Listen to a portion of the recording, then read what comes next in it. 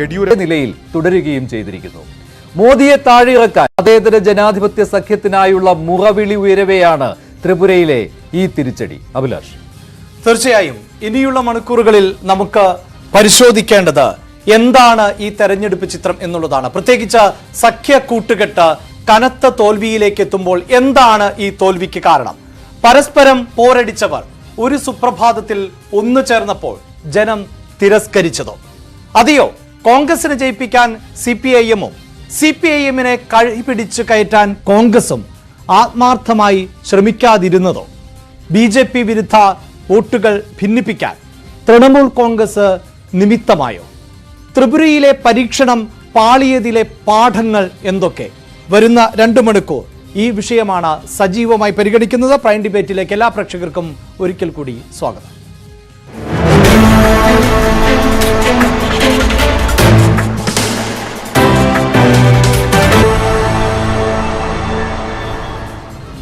Prime ഡിബേറ്റിൽ ഇന്ന് രാഷ്ട്രീയ നിരീക്ഷകരായ Shri Mohan Varghese, doctor G Gopakumar എന്നിവർ ചേരുകയാണ്. ഒപ്പം തന്നെ വിവിധ രാഷ്ട്രീയ പാർട്ടി പ്രതിനിധികളെ പ്രതിനിധീകരിച്ച് K സോമൻ BJP നേതാവ്, ശ്രീനിവാസൻ കൃഷ്ണൻ കോൺഗ്രസിനെ പ്രതിനിധീകരിച്ച് പങ്കെടുക്കുകയാണ്. ഒപ്പം CPM-നെ പ്രതിനിധീകരിച്ച് M ഷാജർ കൂടി ചർച്ചയിൽ ഉണ്ടാകും. 8 മണി മുതൽ കോൺഗ്രസ് നേതാവായ റോണി K ബേബി കൂടി ഈ ചർച്ചയിൽ പങ്കുചേരും. ആദ്യം ശ്രീ ഡോക്ടർ G ഗോപകുമാർ, ഇവിടെ ഒരു മുറവിളി ഉണ്ടായിട്ടുണ്ട് പല വർഷങ്ങളിലായി.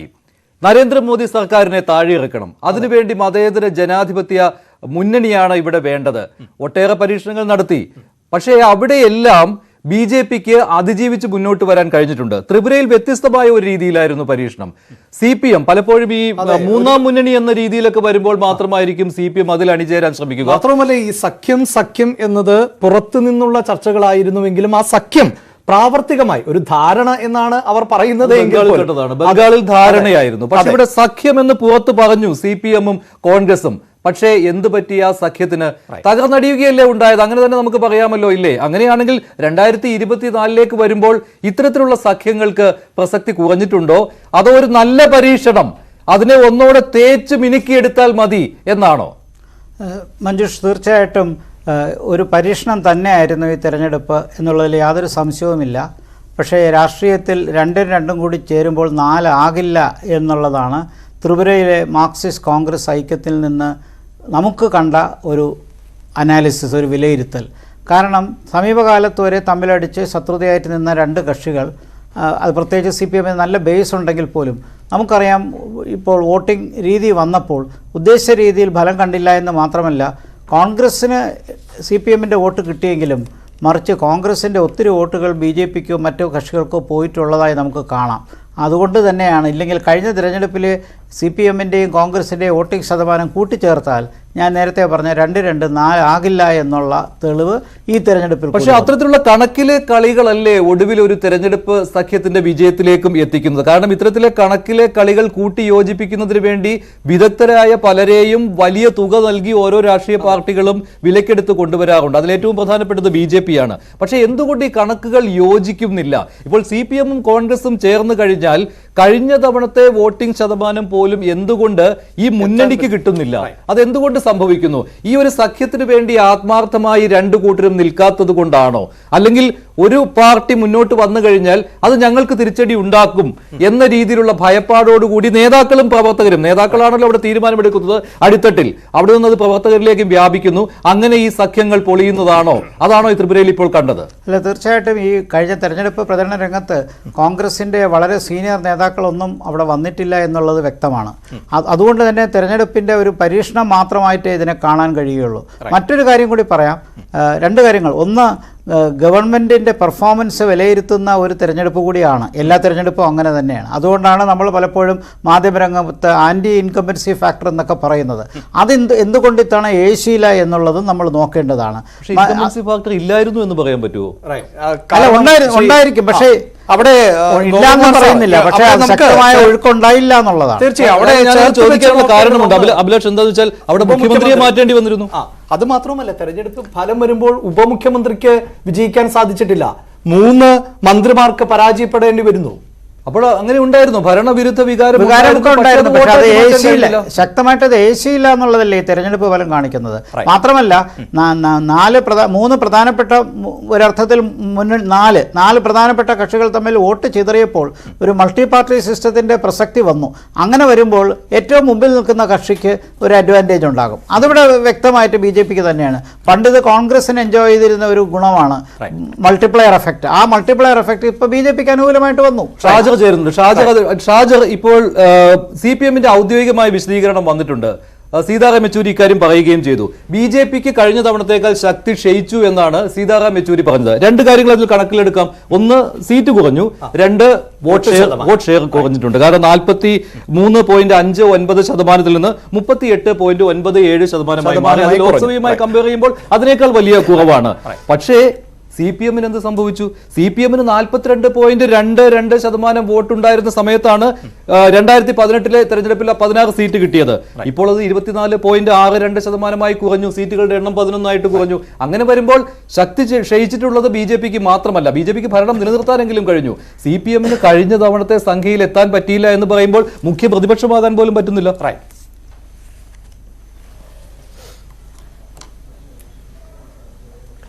അല്ല, അത് ഈ തെരഞ്ഞെടുപ്പിൽ കഴിഞ്ഞ 2018 തെരഞ്ഞെടുപ്പിൽ CPIM-ഉം BJPയും തമ്മിലുള്ള നേർക്കുനേരുള്ള മത്സരമായിരുന്നു. സ്വാഭാവികമായിട്ടും വോട്ടിംഗ് ഷെയറിനകത്ത് അതിൻ്റെതായ രീതിയിലുള്ള വ്യത്യാസമുണ്ടാകും. അതിനു മുന്നേ 50 സീറ്റിൽ ഇടതുപക്ഷം നിൽക്കുന്ന കാലത്ത് 50% വോട്ടായിരുന്നു ഇടതുപക്ഷത്തിനുണ്ടായിരുന്നത്. ആ ഘട്ടത്തിലും 36 മുതൽ 42% വരെ വോട്ടായിരുന്നു അന്ന് കോൺഗ്രസിനുണ്ടായിരുന്നത്. പക്ഷെ കഴിഞ്ഞ 2018 തെരഞ്ഞെടുപ്പിൽ CPIM-നേക്കാൾ 1.5% വോട്ടിന്റെ വ്യത്യാസം മാത്രമായിരുന്നു BJPക്ക് ഉണ്ടായിരുന്നത്. പക്ഷെ കോൺഗ്രസിന്റെ വോട്ടിംഗ് പേഴ്സന്റ് കേവലം 2%, 2.5%-ത്തിലേക്ക് ഇടിഞ്ഞു വീഴുകയായിരുന്നു. അതിനർത്ഥം 38% കോൺഗ്രസ് വോട്ട് അങ്ങനെ തന്നെ BJPയിലേക്ക് പോകുന്ന ഒരു സാഹചര്യം ആ തെരഞ്ഞെടുപ്പിനകത്ത് ഉണ്ടായിരുന്നു എന്നുള്ളതാണ്. എന്നാൽ പിന്നീടുള്ള നമ്മളിപ്പോൾ ഈ തെരഞ്ഞെടുപ്പിനെ നിങ്ങൾ വിലയിരുത്തുമ്പോൾ 50 സീറ്റിൽ ഇടതുപക്ഷം ഉണ്ടായിരുന്ന ഒരു കാലത്തിൽ നിന്നും ഉള്ള അവസ്ഥയല്ല നിങ്ങൾ ത്രിപുരയെ കാണേണ്ടത്. ത്രിപുരയിൽ CPIM-നെ തുടച്ചു നീക്കുമെന്നുള്ള പ്രഖ്യാപനവുമായിട്ടായിരുന്നു RSS ഈ തെരഞ്ഞെടുപ്പിലേക്ക് കടന്നുപോയത്. CPIM ഇനി ത്രിപുരയിൽ ഉണ്ടാകില്ല, നിയമസഭയിൽ ഒരു അംഗങ്ങൾ പോലും ഉണ്ടാകില്ല. ഇനി BJP എന്ന് പറഞ്ഞാൽ പണ്ട് CPIM ഉണ്ടായിരുന്ന ഒരു നിലയിൽ പോലെ 50 മുതൽ 55 സീറ്റ് വരെ BJP തനിച്ചു നേടും. ഏതെങ്കിലും ചിലർക്ക് വേണമെങ്കിൽ 4-5 സീറ്റ് കിട്ടിയാലായി. ആ നിലയിൽ ഒരു 50 മുതൽ 41 സീറ്റ് പറഞ്ഞാലും 50 മുതൽ 55 സീറ്റ് വരെയെങ്കിലും മറ്റ് പ്രതിപക്ഷങ്ങളെയെല്ലാം ഉന്മൂലനം ചെയ്യുന്ന വിധത്തിൽ ത്രിപുരയിൽ ഞങ്ങൾ മുന്നേറും എന്ന് തന്നെയായിരുന്നു RSS-ഉം BJP-യും പ്രതീക്ഷിച്ചിരുന്നത്. അവിടെയാണ് കേവലം 33 സീറ്റ് മാത്രം എന്ന് പറഞ്ഞാൽ വലിയ നമ്പറല്ല. 44 സീറ്റ് കഴിഞ്ഞ ഘട്ടം ഉണ്ടാകുമ്പോൾ അത് 33 സീറ്റിലേക്ക് BJP എത്തുന്നു എന്ന് പറഞ്ഞാൽ 2018 BJP ആയിരിക്കില്ലല്ലോ. പക്ഷെ അവിടെ ഏറ്റവും പ്രധാനപ്പെട്ടതായി മാറുന്നത് താങ്കൾ ഈ പറയുന്നത് പോലെ BJP-യുടെ സീറ്റ് നില കുറയ്ക്കാൻ സാധിച്ചു എന്ന് പറയുമ്പോൾ പോലും അവിടെ CPIM-ന്റെ സീറ്റ് നില ഉയർത്താൻ സാധിക്കാതെ പോകുന്നുണ്ട്. മാത്രവുമല്ല, പുതുതായി രംഗപ്രവേശനം ചെയ്ത BJP സീറ്റ് നില കുറച്ചു എന്ന് പറയുമ്പോൾ BJP ഒറ്റയ്ക്ക് എടുത്തു കഴിഞ്ഞാൽ കഴിഞ്ഞ തവണത്തെ സീറ്റ് എന്ന് പറയുന്നത് 36 അതിൽ നിന്ന് BJP 32 കുറഞ്ഞു. ഒരു സീറ്റ് IPFT-ക്ക് കിട്ടിയതുകൊണ്ടാണ് 33 വന്നത്. സഖ്യകക്ഷിയായ IPFT-ക്ക് ആയിരുന്നു അവിടെ 8 സീറ്റ് കിട്ടിയത്. അപ്പോൾ BJP-ക്ക് അത്രമാത്രം ക്ഷതം അവിടെ ഏറ്റിട്ടില്ല. മാത്രമല്ല, ഈ IPFT-യെ അവർക്ക് അത്ര വലിയ താല്പര്യവും ഉണ്ടായിരുന്നില്ല. രഹസ്യമായി തിപ്പാമോദിയുമായിട്ട് ചർച്ച നടത്തുക പോലും ചെയ്തവരാണ്.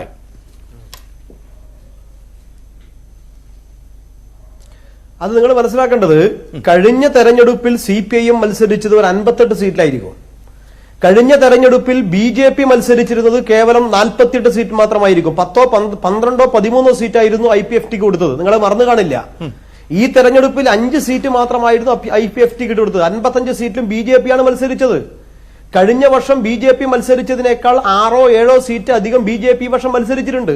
CPIM കഴിഞ്ഞ വർഷം മത്സരിച്ചതിനേക്കാൾ 14 സീറ്റ് 13 സീറ്റോളം ഈ വർഷം കുറച്ചു. സ്വാഭാവികമായിട്ടും കഴിഞ്ഞ വർഷം 58 സീറ്റിൽ മത്സരിച്ച CPIM ഈ വർഷം മത്സരിക്കുന്നത് 43-44 സീറ്റിലാണ്. അതിലാണ് CPIM-ന്റെ ഈ വിജയം എന്ന ധാരണ നിങ്ങൾക്ക് ഉണ്ടാകണം. ഇത് നിങ്ങൾക്ക് ധാരണയില്ലാത്തതല്ലോ. ഈ തെരഞ്ഞെടുപ്പിനെ കൃത്യമായി നിങ്ങൾ ഇതിനെ വിലയിരുത്തുകയാണെങ്കിൽ, ഞാൻ പഠിച്ചു 26 സീറ്റിൽ BJP ജയിച്ച 33-ൽ 26 സീറ്റിൽ ആ 26 സീറ്റിലും ത്രികോണ മത്സരമായിരുന്നു നടന്നത്. ഇടതുപക്ഷത്തിന്റെയും അതിനിടയിൽ വന്നിരുന്ന TMPയുടെയും വോട്ട് നിങ്ങൾ നോക്കണം. ഈ ചിത്രമാതയുടെ വോട്ട്, ആ വോട്ടും മറുവശത്ത് BJPക്ക് വരുന്ന വോട്ട് എന്ന് പറഞ്ഞാൽ സർക്കാർ വിരുദ്ധമായി വരുന്ന വികാരം, ആ വികാരം ഇടതുപക്ഷത്തിനും അതേ മണ്ഡലങ്ങളിൽ സ്വാഭാവികമായിട്ടും ഒരു സംസ്ഥാനം തന്നെ എന്ന പ്രഖ്യാപനത്തോടു കൂടി പ്രവർത്തിക്കുന്ന ഗോത്ര വിഭാഗത്തിനിടയിൽ വലിയ സ്വാധീനമുണ്ടായിരുന്ന ഈ തിപ്രമാതാ പാർട്ടിയും ഈ ത്രികോണ മത്സരം വന്ന മണ്ഡലങ്ങളിലാണ് 26 സീറ്റിൽ BJP 1000-ഓ 1500-ഓ 2000-ഓ വോട്ടിന് ജയിക്കുന്നത്. അവിടെ 15000 വോട്ടിന് ഇടതുപക്ഷത്തിനുണ്ടെങ്കിൽ അവിടെ 8000 വോട്ട്, 7000 വോട്ട്, 6000 വോട്ട് ഈ നിലയിൽ TMP നേടുകയാണ്. അതുകൊണ്ടാണ് നിങ്ങൾ ഈ പറയുന്ന, നിങ്ങൾ ഈ തരത്തിൽ ഈ തെരഞ്ഞെടുപ്പിനെ മറ്റൊരു കാര്യം എന്ന് പറയുന്നത് ഈ BJPക്ക് നഷ്ടമായ സീറ്റുകൾ ഉണ്ടല്ലോ. ഈ തിപ്രമോദ എന്ന പാർട്ടി 13 സീറ്റുകൾ പിടിച്ചു, അത് നിർണായകമായി. ആ 13 സീറ്റുകൾ നഷ്ടമാകുന്നത് BJPയുടേതാണ്, ശരിയാണല്ലോ. കാരണം അത് IPFTയുടെ അക്കൗണ്ടിൽ മുന്നണിക്ക് കിട്ടിയ സീറ്റുകളാണ്. കഴിഞ്ഞ തവണ 18 സീറ്റുകളാണ് അവിടെ ഈ ഗോത്രവർഗ മേഖലയിൽ. ആകെയുള്ള 21 സീറ്റുകളിൽ 18 സീറ്റും കഴിഞ്ഞ തവണ ഈ മുന്നണിക്ക് കിട്ടിയിരുന്നു. കാരണം IPFT അവരുടെ കൂടെ പാറ പോലെ ഉറച്ചു നിന്നിരുന്ന ഒരു പാർട്ടിയാണ്. തിപ്രമോദ വന്നതോടുകൂടി 13 സീറ്റുകൾ അവർ അങ്ങനെ തന്നെ അങ്ങ് കൊണ്ടുപോയി. പിന്നെ ഉള്ളത് അവരുടെ ബാക്കിയുള്ള 5 സീറ്റുകളാണ്. അപ്പോൾ BJPക്ക് ഗോത്രവർഗ മേഖലയിൽ ക്ഷതം പറ്റിയിട്ടുണ്ട്. അതവർ പ്രതീക്ഷിച്ച ഒരു സംഭവം തന്നെയാണ്. പക്ഷേ അപ്പുറത്ത് 70% വരുന്ന ഈ ബംഗാളി സ്പീക്കിംഗ് ഏരിയയിൽ അവിടെ BJPക്ക് അതേ നില തന്നെ തുടരുവാൻ സാധിച്ചു. അതുകൊണ്ടാണല്ലോ BJPയുടെ സീറ്റുകളുടെ എണ്ണത്തിൽ വെറും 4 എണ്ണം മാത്രം കുറവ് വന്നത്. IPFTയുടെ നേടിയിരുന്ന ആ സീറ്റുകളാകട്ടെ തിപ്രമോദയാണ് കൊണ്ടുപോയത്. അല്ല CPMോ കോൺഗ്രസോ ശ്രമിച്ചത് കൊണ്ടല്ല BJPയുടെ സീറ്റുകൾ അവിടെ കുറഞ്ഞത്, ശരിയല്ലേ?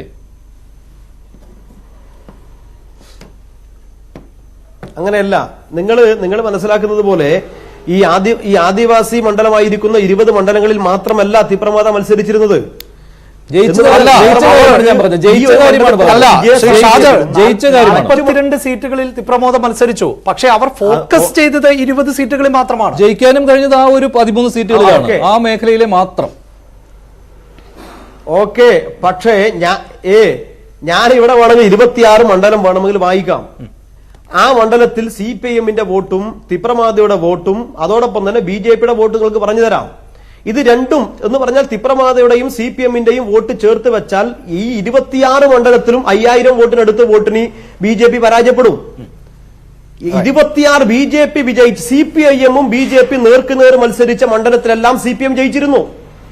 അതിനിടയിൽ മൂന്നാമതൊരു സ്വാഭാവികമായിട്ടും തിപ്രമാതക്ക് ത്രിപുരയിൽ ഈ ഘട്ടത്തിൽ വലിയ സ്വാധീനമുണ്ടായിരുന്നു. BJP വിരുദ്ധമായിരിക്കുന്ന വികാരം ആ വിഭാഗങ്ങളിലേക്കും ഉണ്ടായിരുന്നു. ആ വോട്ട് ഈ ഘട്ടത്തിൽ തിപ്രമാതക്ക് വലിയ സ്വാധീനമുണ്ടായിരുന്നു. ഇടതുപക്ഷം ജയിക്കും. നിങ്ങൾ പറഞ്ഞു 20 ഈ ആദിവാസി ഭൂരിപക്ഷ മണ്ഡലമായിരിക്കുന്ന 20 മണ്ഡലത്തിൽ ഇടതുപക്ഷത്തിന് വിജയം നേടുമായിരുന്നു. പക്ഷേ അവിടെ അതിനേക്കാൾ വലിയ വികാരത്തിൽ മുമ്പ് എങ്ങനെയാണോ ഈ IPFT ഉപയോഗപ്പെടുത്തിയിട്ട് BJP അവിടെ നിലനിന്നിരുന്നത്, അതേ വികാരത്തിൽ ഇപ്പൊ തിപ്രമാതം നിൽക്കുകയായിരുന്നു. സ്വാഭാവികമായിട്ടും ആ വോട്ടിൽ അതിൽ വിജയം 13 മണ്ഡലത്തിൽ അവിടെ ഈ തിപ്രമാതം നേടുന്നു. അവിടെ ഇടതുപക്ഷം അല്ലെങ്കിൽ ഇടതുപക്ഷം വിജയിക്കുമായിരുന്നു. ഇത് മറ്റ് 26 മണ്ഡലത്തിലേക്ക് കൂടി കണക്ക് പരിശോധിക്കുമ്പോൾ അതാണ് നമ്മൾ BJPയുടെ വിജയം എന്ന് പറഞ്ഞാൽ നമുക്ക് കണക്കിൽ BJP ജയിച്ചു എന്ന് പറയാം. പക്ഷെ ഇവിടെ BJP വിരുദ്ധമായിരിക്കുന്ന വോട്ട് ആ സംസ്ഥാനത്ത് ഇപ്പോഴും 60% ഈ ഘട്ടം വരെയുണ്ട് എന്ന ബോധ്യം ഉണ്ടാകണം. അങ്ങനെയല്ല ത്രിപുരയിലെ പഴയകാല രാഷ്ട്രീയത്തിന്റെ അനുഭവം. കോൺഗ്രസ് ഭരിക്കുന്ന കാലത്ത് കൂടുതൽ ശക്തിപ്പെട്ട് കോൺഗ്രസ് തന്നെ ഭരിച്ചിരുന്നു. ഇടതുപക്ഷം വിജയിച്ച് 25 വർഷമാകുമ്പോഴേക്കും 51% വോട്ടിലേക്കും 50-51 സീറ്റിലേക്കും ഇടതുപക്ഷം മുന്നേറിയിരുന്നു. അവിടെയാണ് 44 സീറ്റ്. കേന്ദ്രാധികാരം പൂർണ്ണമായും കയ്യിലുണ്ട്. ഈ പ്രധാനമന്ത്രി ഉൾപ്പെടെ സകലരും തെരഞ്ഞെടുപ്പിന്റെ ഗോതയിലിറങ്ങി. കോടികൾ അവിടെ അക്രമമഴിച്ചു വിട്ട് CPIMന്റെ സംസ്ഥാന കമ്മിറ്റി ഓഫീസ് നിങ്ങളുടെ സഖ്യകക്ഷിയുടെ നേതാക്കന്മാർ എന്തുകൊണ്ട് അവിടെ പ്രചാരണത്തിന് ഇറങ്ങിയില്ല? താരപ്രചാരകരുടെ ലിസ്റ്റിൽ രാഹുലിന്റെ പേരുണ്ടായിരുന്നു, പ്രിയങ്കയുടെ പേരുണ്ടായിരുന്നു, മല്ലികാർജുൻ ഖാർഗെ പോലും അവിടെ കാണാൻ സാധിച്ചില്ല. എവിടെയായിരുന്നു അവർ?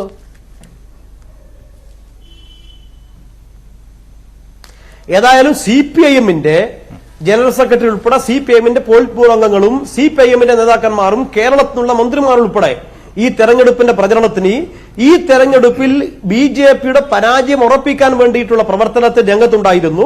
അങ്ങനെയാണെങ്കിൽ ജനാധിപത്യ സഖ്യത്തിലൊക്കെ ഒന്നോ രണ്ടോ പാർട്ടികളുടെ നേതാക്കൾ പോരല്ലോ. കാരണം 2024 എന്നുള്ളത് ഒരുപാട് ദൂരെ അകലെയാണ്. അങ്ങോട്ട് പിടിക്കണമെങ്കിൽ ഇങ്ങനെ ചില നേതാക്കന്മാർ മാത്രം വരുന്നു, മറ്റുള്ളവർ വിട്ടു നിൽക്കുന്നു. രാഹുലും പ്രിയങ്കയും എവിടെയെന്ന ചോദ്യം നിങ്ങൾക്ക് തന്നെ ഉന്നയിക്കേണ്ടി വന്നിരിക്കുകയാണ് അല്ലേ അഭിലാഷ്? അല്ല 2024 ലോക്സഭാ തെരഞ്ഞെടുപ്പിനെ നിങ്ങൾ ഈ 3 സംസ്ഥാനത്തെ ഈ തെരഞ്ഞെടുപ്പുമായി ഒരു തരത്തിലും താരതമ്യപ്പെടുത്തണ്ട. അങ്ങനെയെങ്കിൽ കഴിഞ്ഞ ലോക്സഭാ തെരഞ്ഞെടുപ്പിന്റെ 5 മാസം മുന്നേ നടന്ന തെരഞ്ഞെടുപ്പായിരുന്നു രാജസ്ഥാനിലും മധ്യപ്രദേശിലും. BJP UPA സർക്കാർ ഭരിക്കുന്ന കാലത്ത് പോലും BJP പരാജയപ്പെടാത്ത രാജസ്ഥാനിലും മധ്യപ്രദേശിലും ആ തെരഞ്ഞെടുപ്പിൽ അത് ഏറ്റവും പ്രധാനപ്പെട്ട സ്റ്റേറ്റുകളാണ്. ആ സംസ്ഥാനത്ത് 2019 ജനുവരി മാസത്ത് ഫലം വന്നപ്പോൾ BJP പരാജയപ്പെട്ടിരുന്നു. അവിടെയാണ് പിന്നീട് ലോക്സഭാ തെരഞ്ഞെടുപ്പിൽ BJP വിജയം നേടുന്ന സാഹചര്യം നമ്മൾ കണ്ടു. അങ്ങനെയെങ്കിൽ ആ തെരഞ്ഞെടുപ്പിൽ അതുകൊണ്ട് ഈ നിലവിൽ രാജ്യത്ത് BJP വിരുദ്ധമായി രൂപപ്പെട്ട വികാരത്തെ അത് ഈ 3 സംസ്ഥാന നിയമസഭാ തെരഞ്ഞെടുപ്പിൽ 2 സംസ്ഥാനത്ത് BJPക്ക് ഭരിക്കാൻ വേണ്ടി കഴിഞ്ഞു എന്നുള്ളത് കൊണ്ട് ഇത് അടുത്ത ലോക്സഭാ തെരഞ്ഞെടുപ്പിലും ഇത് തന്നെ പ്രതിഫലിക്കും എന്നുള്ള ധാരണ നിങ്ങൾക്ക് ഉണ്ടാവേണ്ടതില്ല. ഇത് 3 സംസ്ഥാനത്തെ പ്രാദേശികമായി വരുന്ന ഒരു വളരെ ചെറിയ 3 സംസ്ഥാനത്തെ തെരഞ്ഞെടുപ്പിന്റെ ഫലം മാത്രമാണ്. അത് വടക്കിഴക്കൻ സംസ്ഥാനങ്ങൾ തന്നെയാണ്. BJP രാജ്യം ഭരിക്കുമ്പോൾ കേന്ദ്ര സർക്കാരിന്റെ സഹായമില്ലാതെ മുന്നോട്ട് പോകാത്ത 3 വടക്കിഴക്കൻ സംസ്ഥാനങ്ങളാണ്. ആ സംസ്ഥാനത്തെ പണം വാരിയെറിഞ്ഞ് പണത്തിന്റെയും അഹങ്കാരത്തിന്റെയും മറ്റെല്ലാ ഹുങ്കും ഉപയോഗപ്പെടുത്തി എല്ലാ ദേശീയ മാധ്യമങ്ങളെയും ചേർത്ത് പിടിച്ച് നടത്തിയ പ്രചരണമാണ്. ആ പ്രചരണത്തിൽ പോലും BJPക്ക് ത്രിപുരയിൽ 33 സീറ്റ് മാത്രമേ ഉള്ളൂ. കേവല ഭൂരിപക്ഷത്തെക്കാൾ 2 സീറ്റ് മാത്രമേ അധികമുള്ളൂ എന്നുള്ളത് തന്നെയാണ്. എന്തായാലും ഈ തെരഞ്ഞെടുപ്പിൽ BJP നേതാവ് സോമൻ കൂടി ഈ ചർച്ചയുടെ ഭാഗമാകുന്നുണ്ട്. താങ്കളുടെ പ്രതികരണം അദ്ദേഹം ആസ്വദിച്ച് കേൾക്കുന്നത് ഞങ്ങൾക്ക് സ്ക്രീനിൽ കാണാൻ സാധിച്ചിരുന്നു. ശ്രീ സോമൻ, കണക്കിൽ മാത്രമേ തോറ്റിട്ടുള്ളൂ എന്നാണ് ഷാജർ പറയുന്നത്. തെരഞ്ഞെടുപ്പിൽ സ്വാഭാവികമായും കണക്കിനാണ് പ്രധാനം. അത് 1 എങ്കിൽ 1 ആ ഭൂരിപക്ഷം തികയ്ക്കുക എന്നതാണ് ഏറ്റവും പ്രധാനപ്പെട്ടത്. ആ നിലയിൽ തീർച്ചയായും ശ്രീ സോമൻ അഭിനന്ദനാർഹമായ പ്രകടനം തന്നെയാണ് BJP നടത്തിയിട്ടുള്ളത്. പക്ഷേ അപ്പോഴും ഷാജർ പറയുന്ന ചില പരാമർശങ്ങളെ നമുക്ക് പൂർണ്ണമായും മാറ്റി നിർത്താൻ സാധിക്കില്ല. ഈ നരേന്ദ്രമോദി സർക്കാർ അധികാരത്തിലേറിയതിനു ശേഷം ആവർത്തിക്കുന്ന ഒരു പ്രയോഗമുണ്ട്, ഇരട്ട എഞ്ചിൻ പ്രയോഗം. ആ ഇരട്ട എഞ്ചിൻ അവിടെ വർക്ക് ചെയ്തുവെങ്കിൽ നേരത്തെ മഞ്ജുഷ സൂചിപ്പിച്ചിരുന്നു, മുഖ്യമന്ത്രിയെ മാറ്റേണ്ടി വരുന്നു, മണിസാഹയെ മുഖ്യമന്ത്രിയാക്കി അവരോധിക്കേണ്ടി വരുന്നു, ഉപമുഖ്യമന്ത്രി അടക്കം പരാജയപ്പെടുന്നു, 3 മന്ത്രിമാർ പരാജയപ്പെടുന്നു. അപ്പോൾ ഇത് അത്രമേൽ ആത്മവിശ്വാസം നൽകുന്ന ഒരു വിജയമാണോ ശ്രീ സോമൻ?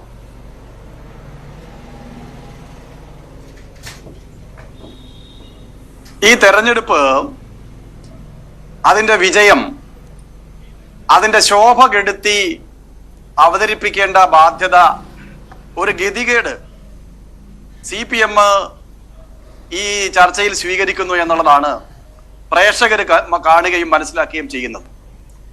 ജനാധിപത്യത്തിലൂടെ വിജയിച്ചു വന്നിട്ടുള്ള ഒരു കക്ഷിയെയും അതിന്റെ സംവിധാനത്തെയും കണക്കു പറഞ്ഞു പരിഹസിച്ച് വിജയത്തിന്റെ ശോഭ കെടുത്തി കാണിക്കാനുള്ള പാഴ്വേലയാണ് CPMന്റെ പ്രതിനിധി ഈ ചർച്ചയിൽ സ്വീകരിച്ചിട്ടുള്ളത്.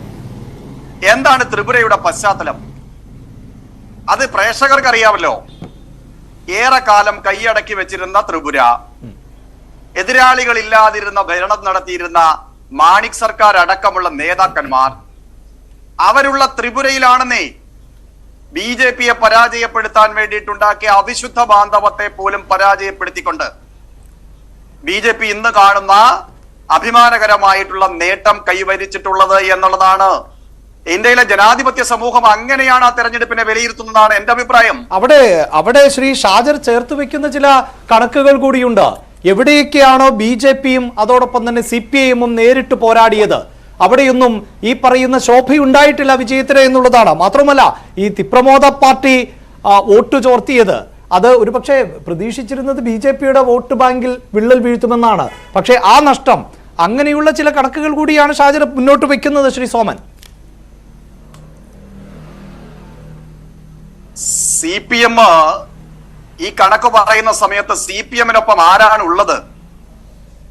ഈ നാട്ടിൽ ഏറെക്കാലം ഇന്ത്യ മഹാരാജ്യം ധരിച്ചു പൊടിച്ച് അഴിമതിക്ക് പേര് കേട്ട് അഴിമതിയുടെ പേരിൽ ജനങ്ങൾ പുറത്താക്കിയ ഓരോ കക്ഷിയെ കൂടെ പിടിച്ചുകൊണ്ടാണ് കഴിഞ്ഞ 8.25 വർഷമായി രാജ്യം ഭരിക്കുന്ന ഒരു കക്ഷിയെ മുഖ്യ ശത്രുവായി കണ്ടുകൊണ്ട് CPM ഏറെക്കാലം ഭരിച്ച ആശയപരമായിട്ടുള്ള പിൻബലമെല്ലാം അവസാനിപ്പിച്ച് കേവലം രാഷ്ട്രീയ നേട്ടത്തിനു വേണ്ടി കോൺഗ്രസിനെ കൂട്ടുപിടിച്ചുകൊണ്ടാണല്ലോ ഈ നേട്ടം കൈക്കലാക്കിയിട്ടുള്ളത്. ഞങ്ങൾ മത്സരിച്ചത് ആർക്കൊക്കെ എതിരെയാണ്? ഞങ്ങൾ മത്സരിച്ചത് ഈ കക്ഷികൾക്ക് എല്ലാം എതിരെയാണ്. ആ മാർക്സിസ്റ്റ് ത്രിപുരയിലാണ് 2018 മുമ്പ് 1.5% മാത്രം വോട്ടുണ്ടായിരുന്ന ത്രിപുരയിലാണ് 2018 തെരഞ്ഞെടുപ്പിൽ വലിയ വിജയം ഞങ്ങൾക്ക് നേടാൻ സാധിച്ചത്. അതെ, 43% അത് മറ്റു കാര്യമുണ്ടായിരുന്നു. അല്ലല്ല, ഈ CPM നേതൃത്വത്തിലുള്ള സർക്കാരിന്റെ 25 വർഷം നീണ്ടുനിന്ന ഭരണം അത് അവസാനിപ്പിക്കണം എന്ന മോഹം സ്വാഭാവികമായിട്ടും പ്രതിപക്ഷമായ കോൺഗ്രസിന് അന്നുണ്ടായിരുന്നു. അത് നടക്കില്ല അവർ ഒറ്റയ്ക്ക് വിചാരിച്ചാൽ എന്ന കാര്യം അവർക്ക് അറിയാമായിരുന്നു. കോൺഗ്രസിന്റെ പ്രവർത്തകർ സ്വാഭാവികമായിട്ടും BJPക്ക് വോട്ട് ചെയ്തു. അങ്ങനെ വോട്ട് ചെയ്തവർ ഇപ്പോൾ മാറി ചിന്തിക്കുന്നുണ്ടോ ഇല്ലയോ എന്നാണ് ചോദ്യം. കാരണം കോൺഗ്രസിന്റെ വോട്ട് ശതമാനം കൂടിയിട്ടുണ്ട്, CPMന്റേത് കുറഞ്ഞു, ശരിയാണ്. പക്ഷേ അവിടെ തിപ്ര മോദ എന്ന മറ്റൊരു പാർട്ടി കൂടി വന്നിരിക്കുകയാണ്. അവർക്ക് 20%-ലേറെ വോട്ടുകൾ കിട്ടുകയാണ്. അപ്പോൾ വോട്ട് ശതമാനത്തിലെങ്കിലും BJPക്ക് നഷ്ടമുണ്ടാകുന്നു. സീറ്റിന്റെ കാര്യത്തിൽ നഷ്ടമാണ്, വോട്ട് ശതമാനത്തിലും നഷ്ടമാണ്. അപ്പോൾ ആ 2018 തിളക്കവും 2019 പത്തരമാറ്റ് വിജയവും അതിൽ കുറവുണ്ടായിട്ടുണ്ട്. അല്ല, വിജയത്തിന്റെ, വോട്ടിന്റെ ശതമാനത്തിന്റെ, സീറ്റിന്റെ എണ്ണത്തിന്റെ കാര്യത്തിലൊക്കെ ഈ കാര്യങ്ങൾ പറയാം നമുക്ക്. പക്ഷെ ത്രിപുരയിലുണ്ടായ മാറ്റത്തിന് കിട്ടിയിട്ടുള്ള അംഗീകാരമാണെന്ന് ഇത്. ത്രിപുരയിൽ ഞങ്ങൾ നടത്തിയിട്ടുള്ള കഴിഞ്ഞ കാലത്തെ വികസനം, ഇരട്ട എഞ്ചിനിന്റെ പിൻബലത്തിൽ നടത്തിയിട്ടുള്ള വികസനത്തെ ത്രിപുരയിലെ ജനങ്ങൾ സ്വാഗതം ചെയ്തു. ഇവിടെ BJPയെ തോൽപ്പിക്കാൻ വേണ്ടിയിട്ട് കോൺഗ്രസും ത്രിപ്ര മോദയും CPMും ഒക്കെ നടത്തിയിട്ടുള്ള അന്തർനാടകത്തിന്റെ കണക്ക് നമുക്ക് വിശാലമായി പരിശോധിക്കുന്ന സമയത്ത് നമുക്ക് ബോധ്യപ്പെടാനായിട്ട് സാധിക്കും. ആ കണക്ക് പറഞ്ഞിട്ട് കേരളത്തിൽ ഈ ആളുകളെ പറ്റിക്കാൻ വേണ്ടിയിട്ടുള്ള പരിശ്രമമാണ് ശ്രീ ഷാജിർ നടത്തിക്കൊണ്ടിരിക്കുന്നത്. ജയത്തെ അംഗീകരിക്കാതിരിക്കാനുള്ള ജനാധിപത്യ വിരുദ്ധമായിട്ടുള്ള സമീപനത്തിന്റെ പ്രതികരണങ്ങളാണ് ശ്രീ ഷാജിർ നടത്തിക്കൊണ്ടിരിക്കുന്നത്. ഇനി അതിന്റെ ശോഭയെ കെടുത്തി കാണിച്ചുകൊണ്ട് ഈ കോൺഗ്രസിന് ചേർന്ന് നിൽക്കാനുള്ള ഒരു സമീപനം ഈ കേരളത്തിൽ ഇവർ സ്വീകരിക്കേണ്ടി വരും. അണികളെ എന്ത് പറഞ്ഞിട്ടാണ് ഇവർ ചെയ്യാൻ എന്ത് പറഞ്ഞിട്ടാണ്? നമ്മളിവിടെ ചർച്ച കൂടുതലായിട്ടും ഫോക്കസ് ചെയ്യാൻ പോകുന്നത് ഈ മതേതര ജനാധിപത്യ മുന്നണി, അതിന്റെ ഒരു വിശാല സഖ്യം, ആ ഒരു നീക്കം അത് എത്രമാത്രം മുന്നോട്ട് കൊണ്ടുപോകുവാൻ കഴിയും, ഈ ത്രിപുര നൽകുന്ന പാഠം എന്താണെന്നാണ്. ശ്രീനിവാസ് കൃഷ്ണനിലേക്ക് പോവുകയാണ്. ശ്രീനിവാസ് കൃഷ്ണൻ, കോൺഗ്രസിന് നഷ്ടമല്ല, ലാഭമാണ് കിട്ടിയിരിക്കുന്നത്. കാരണം കഴിഞ്ഞ പൂജ്യമായിരുന്നു. അതെ, ഇത്തവണ അത് 3 സീറ്റ് കിട്ടിയിട്ടുണ്ട്. അത് മാത്രമല്ല 8.56 എത്തി. അങ്ങനെയാണല്ലോ പതുക്കെ പിടിച്ചു കയറാൻ കോൺഗ്രസ് ശ്രമിക്കുന്നുണ്ട് ത്രിപുരയിൽ. പക്ഷേ ഈ ത്രിപുരയിലെ മാത്രമല്ലല്ലോ, ഇത് ദേശീയ തലത്തിലുള്ള ഒരു പരീക്ഷണശാലയാണല്ലോ. പക്ഷേ അത് മുന്നോട്ട് കൊണ്ടുപോകുവാൻ കോൺഗ്രസിന് കഴിയില്ല എന്ന കാര്യം, ഇപ്പോൾ കഴിയില്ല എന്ന കാര്യം സുവ്യക്തമാണല്ലോ. കാരണം ഓരോ സംസ്ഥാനത്തിന്റെയും സ്ഥിതി വ്യത്യസ്തമാണ്. ലോക്സഭാ തിരഞ്ഞെടുപ്പ് വരുമ്പോഴും അതിൽ വലിയ മാറ്റമൊന്നും സംഭവിക്കാൻ പോകുന്നില്ല. അപ്പോൾ ത്രിപുര എത്ര പാഠം പഠിപ്പിച്ചാലും ദേശീയ തലത്തിൽ മാറ്റങ്ങൾക്ക് ഉതകുന്ന രീതിയിൽ അതിനെ മാറ്റിയെടുക്കുവാനുള്ള, കൺവേർട്ട് ചെയ്യുവാനുള്ള ഒരു ഇച്ഛാശക്തി അത് ആർക്കും ഉണ്ടാകില്ല. കാരണം നേതാക്കളെല്ലാം ഭിന്നിച്ചു നിൽക്കുകയാണ്. ശരിയല്ലേ?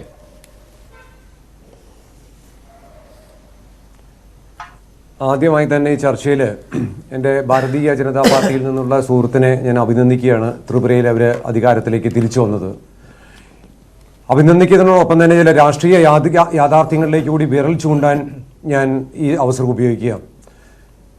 ത്രിപുരയിൽ കഴിഞ്ഞ 5 വർഷത്തിനിടെ സർക്കാർ നടന്ന ദുർഭരണത്തിനെതിരെ ഒരു ജനവികാരം ഉണ്ടായിട്ടുണ്ടെന്നുള്ള കാര്യത്തിൽ യാതൊരു സംശയവുമില്ല. കാരണം ഒരു ആന്റി ഇൻകംബൻസി വേവ് ഉണ്ടായതുകൊണ്ടാണ് അവിടെ ഡെപ്യൂട്ടി ചീഫ് മിനിസ്റ്ററും മറ്റു മന്ത്രിമാരും ഒരു മന്ത്രിസഭയിൽ ഒരു ഇലക്ഷന് തോൽക്കുക എന്ന് പറഞ്ഞാൽ അതൊരു ആന്റി ഇൻകംബൻസി വേവ് ഉണ്ടായെന്നുള്ളതിന്റെ ക്ലിയർ ഇൻഡിക്കേഷനാണ്. BJP പറഞ്ഞത് തന്നെ, അമിത്ഷാ അടക്കം എല്ലാ നേതാക്കളും പറഞ്ഞത് വൻ വിജയത്തോടു കൂടി 12 മണിക്ക് മുമ്പ് മന്ത്രിസഭ ഉണ്ടാവുന്നു. ഇന്ന് 12 മണിക്ക് നാം കണ്ടു BJP മുട്ടിടിച്ച് നിൽക്കുകയായിരുന്നു. 3 സീറ്റിന്റെ ഭൂരിപക്ഷത്തോടു കൂടി ജയിച്ചു എന്നുള്ളത് യാഥാർത്ഥ്യം തന്നെയാണെങ്കിലും 33 ഉള്ളത് ഒരു ടെക്നിക്കൽ മെജോറിറ്റി കിട്ടുകയാണെങ്കിലും അവർക്ക് അവിടെ ഒരു പൊളിറ്റിക്കൽ ഡിഫീറ്റ് ഉണ്ടായിട്ടുണ്ടെന്നുള്ളത് യാഥാർത്ഥ്യമാണ്. അത് നമുക്ക് എഴുതി തള്ളാൻ പറ്റില്ല. പിന്നെ BJP അവിടെ രക്ഷപ്പെടാനുള്ള കാരണം അവർ മത്സരിച്ചത് മുഴുവൻ മറ്റേ നോൺ ട്രൈബൽ ഏരിയാസിലാണ് അവർ മെയിനായിട്ട് കോൺസെൻട്രേറ്റ് ചെയ്തത്. അവിടെ ഒരു ബംഗാളി പോളറൈസേഷൻ വന്നിട്ടുണ്ട്. കാരണം ഇപ്പുറത്തെ തിപ്ത പാർട്ടി വന്നപ്പോൾ, തിപ്ത പാർട്ടി അധികാരത്തിൽ വരികയാണെങ്കിൽ ബംഗാളികളുടെ ജീവിതം ദുർഘടമായിരിക്കും എന്നുള്ളൊരു സന്ദേശം അവർ നേരിട്ടും അല്ലാതെയും കൊടുത്തപ്പോൾ അവിടെ ഒരു കൺസോളിഡേഷൻ വന്നുകൊണ്ടാണ് കഷ്ടി അവിടെ രക്ഷപ്പെട്ടത്. പിന്നെ കോൺഗ്രസിൽ നിന്ന് CPM-ലേക്ക് വോട്ട് ട്രാൻസ്ഫറിന്റെ കേസിൽ വോട്ട് ട്രാൻസ്ഫർ ഉണ്ടായിട്ടുണ്ട്. ആ മുന്നണി റെലവെന്റ് ആണ്. അവിടെ എന്താ പറ്റിയെന്ന് വെച്ചാൽ CPM മത്സരിച്ചത് അധികവും ഗോത്രവർഗ മേഖലയിലാണ്. കോൺഗ്രസിൽ നിന്ന് ഒരു 2% അല്ലെങ്കിൽ 4% വോട്ട് അങ്ങോട്ട് മാറിയിട്ടുണ്ടെങ്കിൽ പുതിയ പാർട്ടി വന്നിട്ട് 6% വോട്ട് അങ്ങോട്ട് മാറി എന്നുള്ളത് കൊണ്ടാണ് CPM അവിടെ വിജയിക്കാതിരുന്നത്. അല്ലാതെ കോൺഗ്രസിൽ നിന്ന് വോട്ട് ട്രാൻസ്ഫർ ഉണ്ടാവാതെ അല്ല. വോട്ട് ട്രാൻസ്ഫർ ഉണ്ടായിട്ടുണ്ട് എന്നുള്ളത് ഒരു യാഥാർത്ഥ്യം തന്നെയാണ്. പിന്നെ ഇത് രാജ്യത്തിന് നൽകുന്ന വലിയൊരു സന്ദേശമാണ്. പ്രതിപക്ഷ പാർട്ടികളുടെ ഒത്തൊരുമ ഉണ്ടായിരുന്നെങ്കിൽ BJP-യെ നിലത്തിറക്കാനുള്ളത് യാതൊരു പ്രയാസമില്ല എന്നുള്ളൊരു സന്ദേശം ഓരോ തെരഞ്ഞെടുപ്പ് കഴിയുമ്പോഴും ഈ സന്ദേശം ഇങ്ങനെ നൽകിക്കൊണ്ടിരിക്കുകയാണ്. അതാണ് ശ്രീനിവാസ്, ഞാൻ നേരത്തെ പറഞ്ഞു, ഓരോ തെരഞ്ഞെടുപ്പ് കഴിയുമ്പോഴും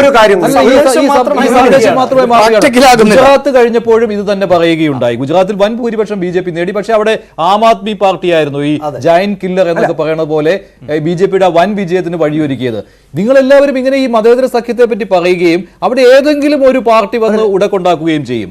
അവരതിന്റെ ഇപ്പോൾ ഇവിടെ തന്നെ നോക്കൂ, TMC, തൃണമൂൽ കോൺഗ്രസ് ആണ് ഇവിടെ പ്രധാനമായിട്ടും വില്ലനായിട്ട് അവതരിച്ചത്. മൈനോറിറ്റി വോട്ടുകൾ അവർ സ്വന്തമാക്കുകയായിരുന്നു ഈ നോൺ ട്രൈബൽ ഏരിയാസിൽ.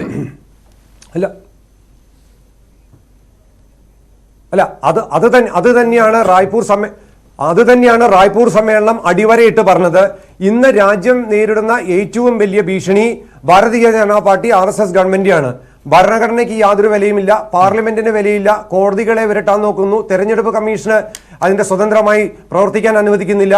അപ്പോൾ രാജ്യം നേരിടുന്ന നേരിടുന്ന ഇന്നത്തെ വെല്ലുവിളിയെ അതിരുകടക്കാനായി എല്ലാ പ്രധാന പ്രതിപക്ഷ കക്ഷികളും ഒരുമിച്ച് നിൽക്കണമെന്നും മൂന്നാം മുന്നണി എന്നുള്ളത് രൂപം കൊണ്ടല്ല. ഇപ്പൊ ത്രിപുരയിൽ നിന്ന് തന്നെ അറിയാം, ഒരു മൂന്നാം മുന്നണി വന്നാൽ അത് ഭാരതീയ ജനതാ പാർട്ടിയെ മാത്രമേ ഉപകരിക്കുള്ളൂ. ഒരു വാക്കുകൂടി ഞാൻ പറയാം. ഇന്നലെ സ്റ്റാലിൻ, തമിഴ്നാട് മുഖ്യമന്ത്രി, അദ്ദേഹത്തിന്റെ പുറനാടുമായിട്ട് ബന്ധപ്പെട്ട ഒരു രാഷ്ട്രീയ സമ്മേളനം കൂടി ഉണ്ടായിരുന്നു. അതിൽ വ്യക്തമായിട്ട് പറഞ്ഞു, അടുത്ത തെരഞ്ഞെടുപ്പിൽ ആര് ജയിക്കും എന്നുള്ളതല്ല പ്രാധാന്യം, ആരെ തോൽപ്പിക്കണം എന്നുള്ളതാണ്. ഇത് ഉൾക്കൊണ്ട് വേണം രാജ്യത്തെ പ്രധാന അവിടെ ശ്രീനിവാസ കൃഷ്ണൻ, തീർച്ചയായും താങ്കൾ ദേശീയ രാഷ്ട്രീയത്തെ കുറിച്ച് നല്ല ബോധ്യമുള്ള ആളായതുകൊണ്ട് ഒരു സംശയം അല്ല, താങ്കൾ പറയുന്ന ഈ കാര്യം ആരാണ് ഈ ജനങ്ങളെ ബോധവൽക്കരിക്കേണ്ടത് അല്ലെങ്കിൽ ജനങ്ങളോട് പറയേണ്ടത്? ഇപ്പോഴും കോൺഗ്രസിന്റെ മുഖം എന്നത് രാഹുൽ ഗാന്ധിയാണ്. ഈ തെരഞ്ഞെടുപ്പിൽ താങ്കൾ ഈ പറയുന്ന രാഷ്ട്രീയം ത്രിപുരയിലോ മേഘാലയയിലോ നാഗാലാൻഡിലോ പോയി അദ്ദേഹം എത്ര ദിവസം പറഞ്ഞു? പ്രിയങ്ക, AICC ഇപ്പോൾ തെരഞ്ഞെടുപ്പിലൂടെ ഗാന്ധി കുടുംബത്തിന് പുറത്തു നിന്നൊരു അധ്യക്ഷനുണ്ടായിരിക്കുന്നു, മല്ലികാർജുൻ ഖാർഗെയെ നമുക്ക് എത്ര ദിവസം ഈ സംസ്ഥാനങ്ങളിൽ കാണാൻ സാധിച്ചു? ശ്രീനിവാസൻ,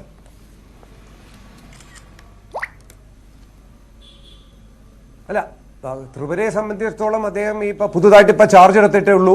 അത് ഇതിന്റെ തിരക്കിലായിരുന്നു, അതുകൊണ്ടാണ്. പിന്നെ റായ്പൂർ സമ്മേളനത്തിന്റെ ഇത് വന്നു, അതിന്റെ അറേഞ്ച്മെന്റ്സുമായിട്ട് ബന്ധപ്പെട്ട തിരക്ക് കൊണ്ടാണ് അദ്ദേഹത്തിന് അത് അവിടെ പോകാൻ എന്ത് പ്രയോജനമെന്നാണ് ആ പ്രമേയത്തിന്റെ സത്തയെ ഉൾക്കൊള്ളാൻ ഇപ്പോൾ CPI രംഗത്തെത്തിയിട്ടുണ്ട്. CPI ഒരു പ്രമേയത്തിന്റെ സത്തയെ ഉൾക്കൊണ്ടിട്ടുണ്ട്, അതാണ് ശരിയെന്ന് പറയുകയുണ്ടായി. CPM അതിനോട് യോജിക്കുമോ? ഈ ബീഹാറിലെ സഖ്യത്തിന്റെ ഒരു പ്രതികരണം എങ്ങനെയാണ്?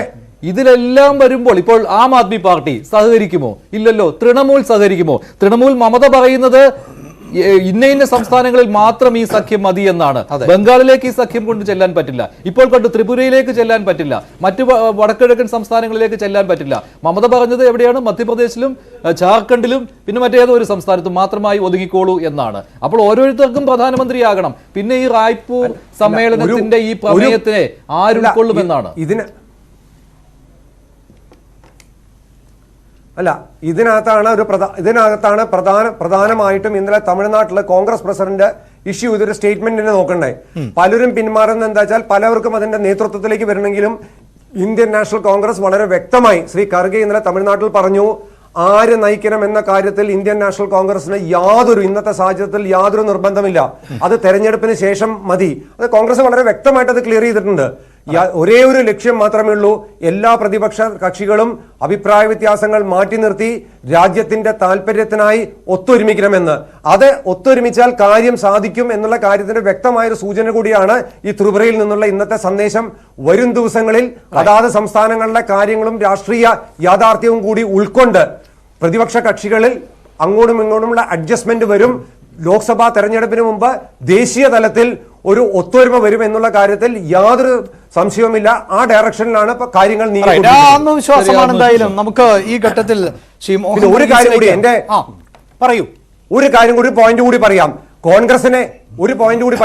കോൺഗ്രസിനെ റെഫർ ചെയ്യുന്ന സമയത്ത് ഒരു അഴിമതി പാർട്ടി എന്ന് പറഞ്ഞു. ഓക്കെ, അഴിമതി ഞാൻ പറയാം. ഈ കഴിഞ്ഞ ദിവസം വരെ മേഘാലയയിൽ ഒത്തൊരുമിച്ച് ഭരണം നടത്തി. അവിടുത്തെ കൊണാർഡ് സാങ്മയുടെ പാർട്ടിയാണ് രാജ്യം കണ്ട ഏറ്റവും വലിയ അഴിമതി പാർട്ടി എന്ന് പറഞ്ഞ് ഇന്ന് 2 സീറ്റ് മാത്രം നേടി ഭരണത്തിന്റെ ഭാഗമാവാൻ ഇന്ന് BJP പറഞ്ഞിരിക്കുകയാണ് ഞങ്ങൾ ആ ഭരണത്തെ പിന്തുണയ്ക്കാൻ തയ്യാറാണെന്ന്. 48 മണിക്കൂർ മുമ്പ് അല്ലേ പറഞ്ഞ ഏറ്റവും വലിയ എന്തിനാണ് അവിടെ അവർക്ക് പ്രാദേശിക പാർട്ടികൾക്ക് വ്യക്തമായ ഭൂരിപക്ഷമുള്ളപ്പോൾ ഞങ്ങളും കൂടി ചേരുന്നു എന്ന് പറഞ്ഞിട്ട് ഇന്ന് ഭാരതീയ ജനതാ പാർട്ടി വൈകുന്നേരം ഒരു സ്റ്റേറ്റ്മെന്റ് ഇറക്കിയിട്ടുണ്ട്. 48 മണിക്കൂർ മുമ്പ് പറഞ്ഞേ ഇവർക്കെതിരെ എല്ലാവിധ നടപടികളും കൈക്കൊള്ളുമെന്ന്. ചേരും അവര്. കാരണം വെച്ചാൽ ചേർന്നിട്ടില്ലെങ്കിൽ മുഖ്യമന്ത്രി സത്യപ്രതിജ്ഞ ചെയ്ത് വീട്ടിനെത്തുന്നതിന് മുമ്പ് കേന്ദ്ര ഏജൻസികൾ വീട്ടിലുണ്ടായിരിക്കും. പിന്നെ കേന്ദ്രത്തിന്റെ സ്വാഭാവികമായിട്ടും BJPയുടെ കൂടെ തന്നെ അവിടെ ഭരിക്കും. കാരണം ആ ഇരട്ട എഞ്ചിൻ പ്രയോഗം അത്ര കണ്ട് വടക്കുകിഴക്കൻ സംസ്ഥാനങ്ങളിൽ യേശുന്നുമുണ്ട്. ശ്രീ മോഹൻ വർഗീസ് കൂടി ചേരുന്നുണ്ട്. ശ്രീ മോഹൻ വർഗീസ്, ഈ ഇരട്ട എഞ്ചിൻ എന്നുള്ളത് ഒരു ഡബിൾ ബാരൽ ഗൺ വെച്ചുള്ള ഭീഷണിയാണ്. ഇരട്ട എഞ്ചിൻ ഇല്ലെങ്കിൽ നിങ്ങൾക്ക് ഫണ്ട് തരില്ല, നിങ്ങളുടെ വികസന പ്രവർത്തനങ്ങൾ മുരടിപ്പിക്കും എന്നുള്ള സന്ദേശം കൂടിയാണ് അതിലുള്ളത്. ഞാൻ താങ്കളിലേക്ക് വരാം. നമുക്ക് ശ്രീ മോഹൻ വർഗീസ്, അദ്ദേഹം കുറച്ചു സമയമായി നമ്മളുടെ ഈ ചർച്ച ശ്രദ്ധിച്ചുകൊണ്ടിരിക്കുന്നു.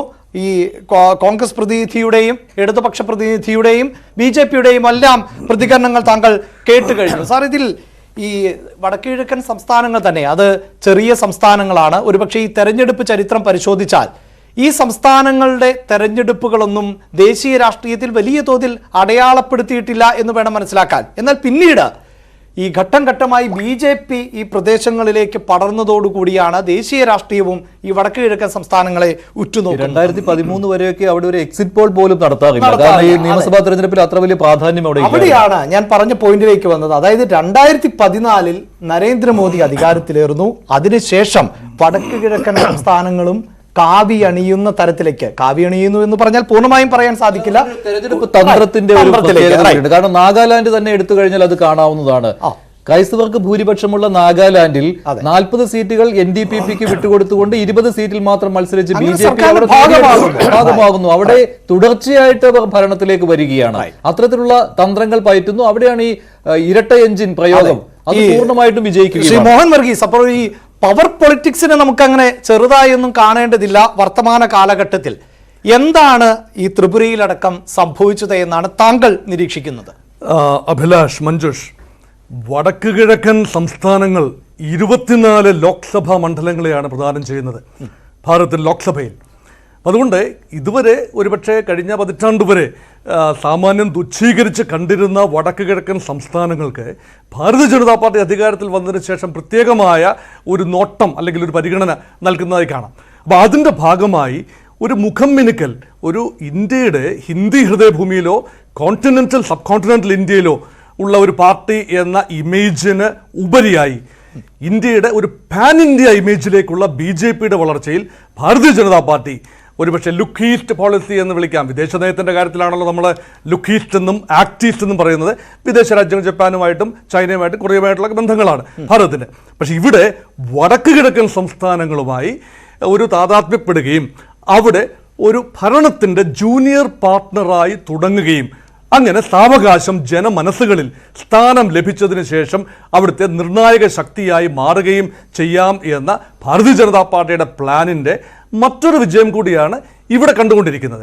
ഇവിടെ ഓർക്കേണ്ട ഒരു കാര്യം, വടക്ക് കിഴക്കൻ സംസ്ഥാനങ്ങൾ 24 സീറ്റേ ഉള്ളായിരിക്കും ലോക്സഭയിൽ.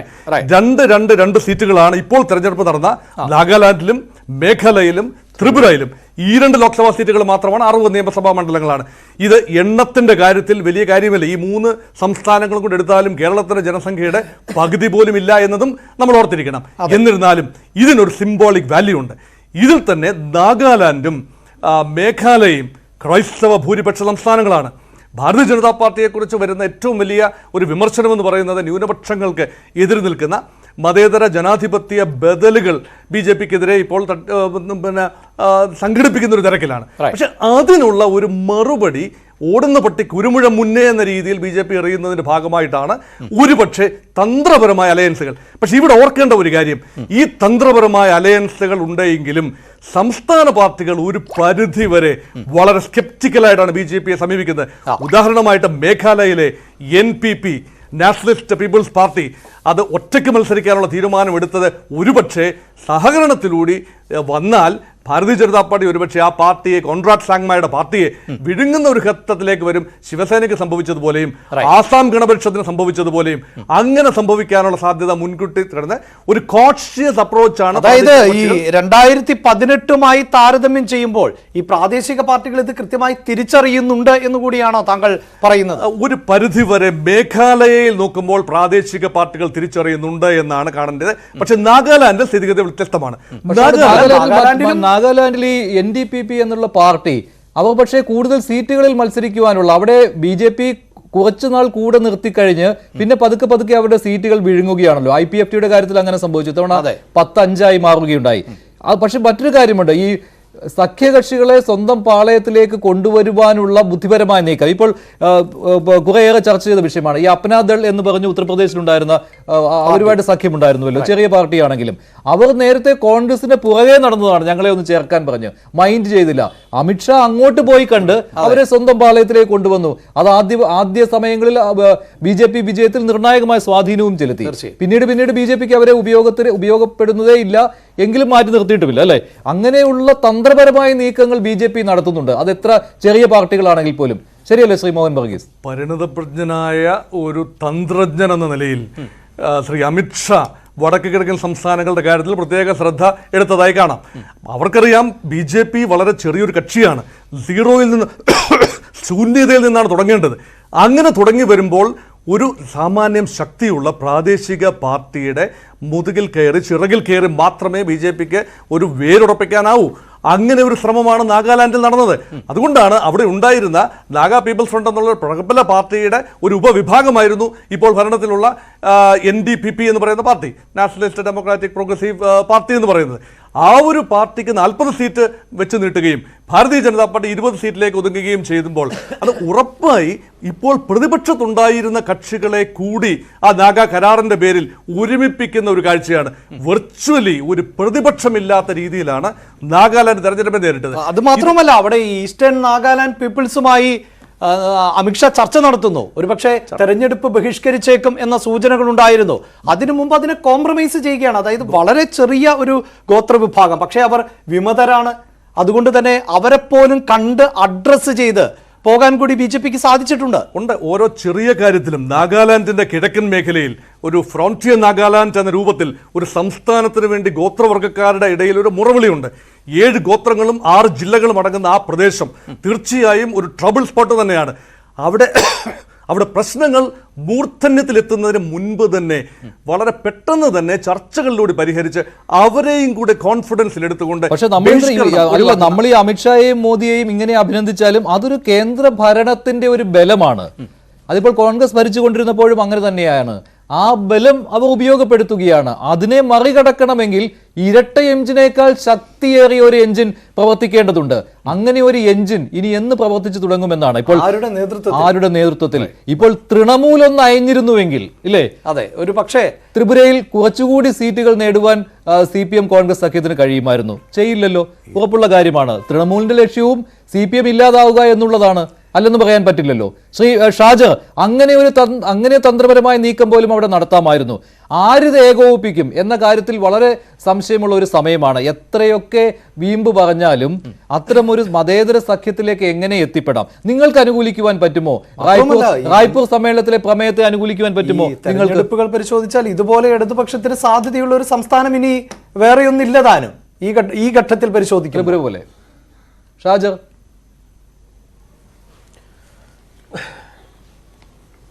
അല്ല, അതില് ത്രിപുരയിൽ ഞാൻ പറഞ്ഞല്ലോ, ത്രിപുരയിൽ ഇപ്പം നിങ്ങൾ ഈ തെരഞ്ഞെടുപ്പിന്റെ ഞങ്ങളെ സംബന്ധിച്ച് ഈ തെരഞ്ഞെടുപ്പിൽ വലിയ മുന്നേറ്റം ഉണ്ടാക്കി എന്ന് തന്നെയാണ് വിലയിരുത്തൽ. അതിനകത്തൊരു സംശയവും വേണ്ട. കാരണം ത്രിപുരയെ നിങ്ങൾ പഴയ കഴിഞ്ഞ നിയമസഭാ തെരഞ്ഞെടുപ്പിന് മുന്നേ ഉള്ള ത്രിപുരയായിട്ടല്ല ഇന്ന് കാണേണ്ടത്. ഓക്കെ, ഇടതുപക്ഷത്തിന് വലിയ സ്വാധീനമുള്ള ഇടം തന്നെയാണ്. പക്ഷെ ആ ഒരു സ്ഥലത്ത് സ്വാഭാവികമായും ഇന്ന് വന്ന രാഷ്ട്രീയ മാറ്റത്തെ സംബന്ധിച്ച് നമുക്ക് ബോധ്യം ഉണ്ടാകണം. അവിടെ ഒരു കഴിഞ്ഞ 2 തെരഞ്ഞെടുപ്പിൽ പോളിംഗ് ബൂത്തിനകത്തേക്ക് വോട്ട് ചെയ്യാൻ വേണ്ടി പോലും പോകാൻ സാധിച്ചിട്ടില്ല. അതിനെ ജനങ്ങൾ പ്രതിരോധിക്കാൻ വേണ്ടി മുന്നോട്ട് വന്നാൽ പ്രതിരോധിക്കുന്നവരെ സകല കേസുകളിലും പെടുത്തിയിട്ട് ഭീകരമായി പോലീസിനെ ഉപയോഗപ്പെടുത്തിയിട്ട് ഉൾപ്പെടെ വേട്ടയാടി. ഒരു വശത്ത് ക്രിമിനൽ സംഘം, മറുവശത്ത് ഭരണത്തിന്റെ എല്ലാ സ്വാധീനം ഉപയോഗപ്പെടുത്തുന്ന പോലീസ് സംഘം ഉൾപ്പെടെ. ഇതിനെ അതിജീവിച്ച് കഴിഞ്ഞ ഒരു 6 മാസക്കാലത്തിനിടയിൽ നടത്തിയ വലിയൊരു മുന്നേറ്റമുണ്ട്. കഴിഞ്ഞ 5 വർഷക്കാലം CPIM പ്രവർത്തകരെ ഭീകരമായി വേട്ടയാടുമ്പോഴും ഒരു തരത്തിലും പതറിയിട്ട് പിറകോട്ട് പോകാതെ CPIM സ്വീകരിച്ചൊരു സമീപനമുണ്ട്. നിങ്ങൾ മനസ്സിലാക്കേണ്ടത്, തെരഞ്ഞെടുപ്പിന്റെ തലേ ദിവസം പോലും ഭീകരമായി പോളിംഗ് ബൂത്തിലേക്ക് ജനങ്ങളെ കടത്തിവിടാൻ പറ്റാത്ത വിധത്തിലേക്ക് അവിടെ RSSും BJPയും അക്രമം ഒഴിച്ചു വിട്ടപ്പോൾ അതിനെപ്പോലും പ്രതിരോധിച്ചുകൊണ്ട് ജനങ്ങൾ പോളിംഗ് ബൂത്തിനകത്തേക്ക് എത്തുകയാണ്. അപ്പോഴും നമ്മൾ ഈ തെരഞ്ഞെടുപ്പിൽ നടന്നത് പരിപൂർണമായും ഒരു ജനാധിപത്യ പ്രക്രിയയിൽ നടക്കേണ്ട രീതിയിലാണെന്ന ബോധ്യം ഉണ്ടാകണ്ട. അപ്പോഴും ചില തെരഞ്ഞെടുപ്പിന്റെ എല്ലാ തരത്തിലുള്ള അരാജകത്വ പ്രവണതയും ഈ തെരഞ്ഞെടുപ്പിൽ BJP നടത്തിയിട്ടുണ്ട്. അവിടെയാണ് BJPക്ക് നിങ്ങൾ ഇടതുപക്ഷത്തിന്റെ സീറ്റിനെയോ മറ്റ് സീറ്റിനെയോ അല്ല കാണേണ്ടത്. അവിടെയാണ് BJP അവരുടെ നമ്പർ കുറച്ച് വെറും 33. ഞാൻ നേരത്തെ പറഞ്ഞ ഗൗരവത്തിൽ കാണണം. നിങ്ങൾ ഓരോ അസംബ്ലി വൈസിൽ ഈ കോൺസ്റ്റിറ്റ്യൂവൻസി നിങ്ങൾ നോക്കുമ്പോൾ BJPയും ഇടതുപക്ഷവും നേരിട്ട് മത്സരം നടന്ന ഇടങ്ങളിലെല്ലാം ഇടതുപക്ഷം ജയിക്കുകയാണ്. അവിടെ തൃണമൂൽ കോൺഗ്രസ് ഉണ്ടെങ്കിലും തൃണമൂൽ കോൺഗ്രസിന് 1000-ൽ ചുവടെ മാത്രമേ വോട്ട് ലഭിക്കുന്നുള്ളൂ. ഇടതുപക്ഷത്തിനും BJPയും ഇടയിൽ ഈ പറയുന്ന തിപ്രമാത കൂടി വന്ന സാഹചര്യത്തിലാണ് അവിടെ BJP വിജയിക്കുന്നത്. അങ്ങനെയാണെങ്കിൽ അവിടെ കോൺഗ്രസുകാർ CPMന് വോട്ട് ചെയ്യാൻ മടി കാണിച്ചിട്ടുണ്ടാവുമല്ലോ. കോൺഗ്രസുകാർ CPMന് വോട്ട് ചെയ്യാൻ മടി കാണിച്ചിട്ടുണ്ടാവും. അതല്ലെങ്കിൽ CPM അവിടെ ജയിച്ചു പോരേണ്ടതല്ലേ?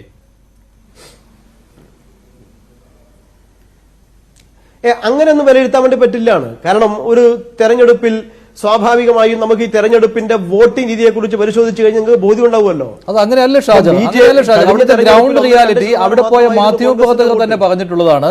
കോൺഗ്രസുകാർക്ക് അങ്ങനെ പൂർണ്ണ തൃപ്തി ഇല്ല CPMുമായി ഒരു സഖ്യമുണ്ടാക്കാൻ. കാരണം നിങ്ങൾ ഈ 2018 ശേഷം അവിടെ നടന്ന സംഭവങ്ങളെ കുറിച്ച് പറയുമ്പോൾ 2018 മുൻപ് ഏതാണ്ട് 25 വർഷക്കാലം അവിടെ നടന്ന പ്രവർത്തനങ്ങളെ കുറിച്ച് കോൺഗ്രസുകാർക്കും സമാനമായ അഭിപ്രായമാണുള്ളത്. ചില കോൺഗ്രസ് നേതാക്കൾ പരസ്യമായി അത് പറയുകയുണ്ടായി. ഞങ്ങൾക്ക് എങ്ങനെ 25 വർഷക്കാലത്തെ CPMന്റെ ഈ ഭരണത്തെ മറക്കാൻ കഴിയും, എന്നിട്ട് എല്ലാം മറന്ന് CPMന് ഞങ്ങൾ എങ്ങനെ വോട്ട് ചെയ്യുമെന്ന് ചോദിച്ച നേതാക്കന്മാർ വരെയുണ്ട്.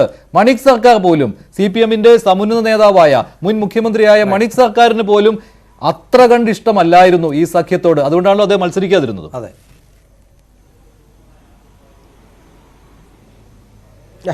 അങ്ങനെയൊന്നല്ല ഇതിനെ വിലയിരുത്തേണ്ടത്. മണിക് സർക്കാർ മത്സരിക്കാതിരുന്നത് ഈ സഖ്യത്തിന്റെ ഭാഗമായി അതൃപ്തി കൊണ്ടൊന്നല്ല. ആ നിലയിൽ മണിക് സർക്കാരാണ് ഈ തെരഞ്ഞെടുപ്പിൽ ഫോർ ഫ്രണ്ടിൽ നിന്ന് ഈ തെരഞ്ഞെടുപ്പിന്റെ 60 മണ്ഡലങ്ങളിലും പോയി ഈ തെരഞ്ഞെടുപ്പിനെ നയിച്ചത്. ആ നിലയിലൊന്നും വിലയിരുത്തിയിട്ടല്ല ഇതിനെ കാണേണ്ടത്. ഇപ്പൊ കോൺഗ്രസിന്റെ സ്ഥാനാർത്ഥിയോട് മുഖ്യമന്ത്രി തന്നെ വിജയിക്കുന്നത് 1200 വോട്ടിനാണ്. ഞാൻ പറഞ്ഞല്ലോ, നേർക്കുനേർ നടന്ന മത്സരമാണ്. അതിനിടയിൽ മറ്റാരും ഉണ്ടായിട്ടില്ല. വെറും 1216 വോട്ടിനാണ് മണിക് സാഹ ജയിക്കുന്നത്. അതെ, കഴിഞ്ഞ തവണ ഏതാണ്ട് 6000 വോട്ടിന്റെ ഭൂരിപക്ഷം ഉണ്ടായിരുന്നു. 6000 വോട്ടിന്റെ ഭൂരിപക്ഷം ഉണ്ടായിരുന്നു. അദ്ദേഹം മുഖ്യമന്ത്രിയായി വന്ന ഒരു ആ സ്റ്റേറ്റിലെ ഒന്നാമത്തെ സ്ഥാനാർത്ഥി എന്ന് പറയണം. ആ സ്റ്റേറ്റിലെ നിലവിലെ മുഖ്യമന്ത്രി ജയിക്കുന്നത് 1200 വോട്ടിനാണ്. ഉപമുഖ്യമന്ത്രി പരാജയപ്പെടുന്നു, മന്ത്രിമാർ പരാജയപ്പെടുന്നു. അതിനർത്ഥം ഈ തെരഞ്ഞെടുപ്പിൽ BJP അവിടെ നിങ്ങൾ പറഞ്ഞതുപോലെ 33 സീറ്റിൽ നമ്പർ കൊണ്ട് BJPക്ക് ഭരിക്കാം.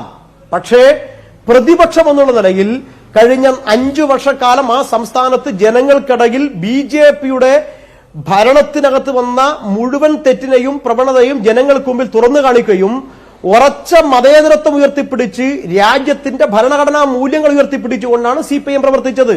അങ്ങനെയല്ല തിപ്രമാത വോട്ട് ചോദിച്ചത്.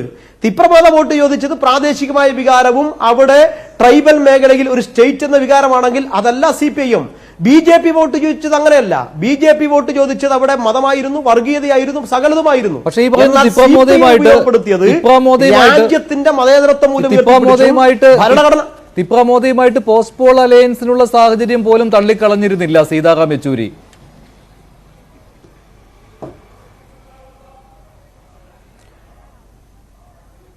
അല്ല, അത് ഞാൻ പറഞ്ഞല്ലോ, BJP ആണ് ഇന്ന് മുഖ്യ ശത്രു. BJPയെ താഴെ ഇറക്കാൻ വേണ്ടുന്ന ഏത് സമീപനത്തെയും ത്രിപുരയിൽ ഇടതുപക്ഷം നിൽക്കും. അത് രാജ്യത്ത് ഏത് സംസ്ഥാനത്തും, നിങ്ങൾ പറഞ്ഞല്ലോ കോൺഗ്രസുമായി അവിടെ 14 സീറ്റ് വിട്ടുകൊടുത്ത് നോക്കിയമുണ്ടാക്കി, ഏത് രാജ്യത്ത് ഏത് സംസ്ഥാനത്തും BJP-യെ പ്രതിരോധിക്കാൻ വേണ്ടി പറ്റുന്ന അവസരം തന്നെയാണ് CPI ഉപയോഗിക്കുക. BJP-യെ പരാജയപ്പെടുത്താൻ വേണ്ടി പറ്റുന്ന ഏതവസരവും, അത് മതേതരത്വം ഉയർത്തിപ്പിടിച്ചുകൊണ്ട് രാജ്യത്തെ സംരക്ഷിക്കാനുള്ള ഏതവസരവും CPI ഉപയോഗപ്പെടുത്തും.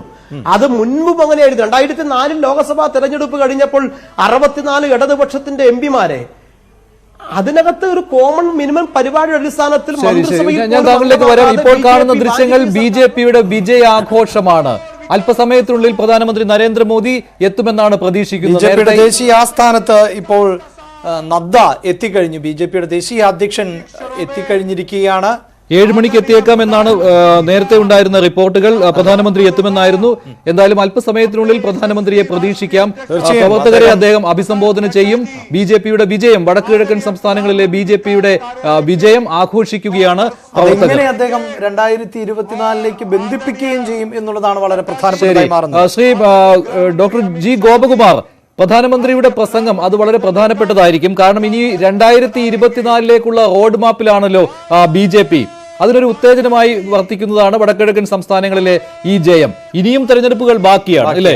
ഇനിയും തെരഞ്ഞെടുപ്പുകൾ ബാക്കിയാണ് 2024 ലോക്സഭാ തെരഞ്ഞെടുപ്പിന് മുൻപ്. ഇപ്പോൾ ഈ പ്രതിപക്ഷ കക്ഷികൾ പറയുന്ന കാര്യങ്ങൾ, തോൽവിക്കുള്ള കാര്യങ്ങൾ, അത് തോൽവിയല്ല, കണക്കിലെ തോൽവി മാത്രമാണ് എന്ന് പറയുന്നത്. ഇങ്ങനെ പറഞ്ഞുകൊണ്ട് ഒഴിഞ്ഞു മാറാൻ കഴിയുമോ? ഇത് മതിയാകുമോ 2024 ആത്മവിമർശനം? തീർച്ചയായിട്ടും അത് പോരാ എന്നുള്ള അഭിപ്രായം തന്നെയാണ് എനിക്കുള്ളത്. ഇവിടെ വടക്കിഴക്കൻ സംസ്ഥാനങ്ങളുടെ ഒരു പ്രത്യേകത എന്ന് പറയുന്നത്, കഴിഞ്ഞ കുറേ കാലഘട്ടങ്ങളിൽ വളരെ നാഷണൽ ഇൻ്റഗ്രേഷന് പോലും സഹായിക്കാത്ത രീതിയിലുള്ള പ്രവർത്തനമുണ്ടായിരുന്ന പല സംസ്ഥാനങ്ങളും വടക്കിഴക്കൻ മേഖലയിലുണ്ടായിരുന്നു.